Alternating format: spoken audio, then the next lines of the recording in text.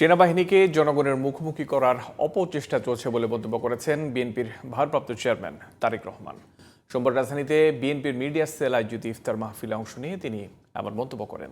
নতুন করে ষড়যন্ত্র চলছে উল্লেখ করে সবাইকে সচেষ্ট থাকার তাগিদ দেন তারেক রহমান। রফিক মাহমুদের রিপোর্ট। সোমবার রাজধানীর ইস্কাটনের লেডিস ক্লাবে পেশাদার সাংবাদিকদের সম্মানে ইফতার ও দোয়া মাহফিলের আয়োজন করে বিএনপির মিডিয়া সেল। অনুষ্ঠানে বিভিন্ন গণমাধ্যমের শীর্ষ কর্মকর্তার পাশাপাশি অংশ নেন বিএনপির শীর্ষ নেতারা। সংকটকাল চলছে মন্তব্য করে নতুন করে দেশকে বিপদে ঠেলে দেওয়ার পাঁয়তারা হচ্ছে বলে জানান তারা। 5 তারিখের আগে যে পরিস্থিতি আমাদের ছিল, তা 5 তারিখ পর্যন্ত আমাদের যে পরিস্থিতি ছিল, সেই পরিস্থিতি আমার দেশে অবস্থান ঠিক রাখতে হবে। যে যাই ভাবুক, তা যদি না হয় এই দেশের অস্তিত্ব বিলীন হয়ে যাবে। কারণ এই দেশের অস্তিত্বকে নষ্ট করার জন্য দেশে এবং বিদেশে বহু চক্র কাজ করছে। সমস্ত রং ন্যারেটিভ বিএনপির বিরুদ্ধে এখনো প্রচারিত হচ্ছে, ডিসইনফরমেশন প্রচারিত হচ্ছে। তার বিরুদ্ধে আপনারা আপনাদের দায়িত্বগুলো পালন করবেন। গোটা জাতি রুখে দাঁড়াবে।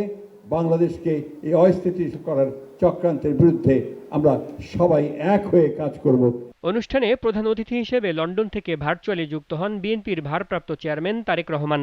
দেশে নতুন করে অস্থিরতা তৈরির চেষ্টা চলছে অভিযোগ করে এবার সেনাবাহিনীকে নিয়ে ষড়যন্ত্র হচ্ছে বলে জানান তিনি। যেই বিষয়টি এখন সবচেয়ে আলোচিত বাংলাদেশে, সেটি হচ্ছে সংস্কার। এই বিষয়টি নিয়ে আপনাদের সকলেরই ধারণা আছে।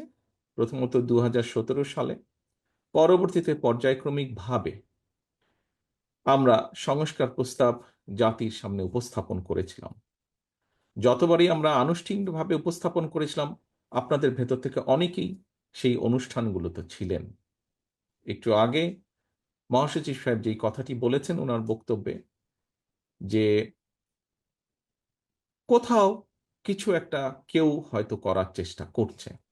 এক থাকলে যে কোনো ষড়যন্ত্র মোকাবেলা সম্ভব উল্লেখ করে আবারও সবাইকে এক প্ল্যাটফর্মে আসার তাগিদ দেন বিএনপির শীর্ষ এ নেতা। Rafiq Mahmud, GTV news, Dhaka.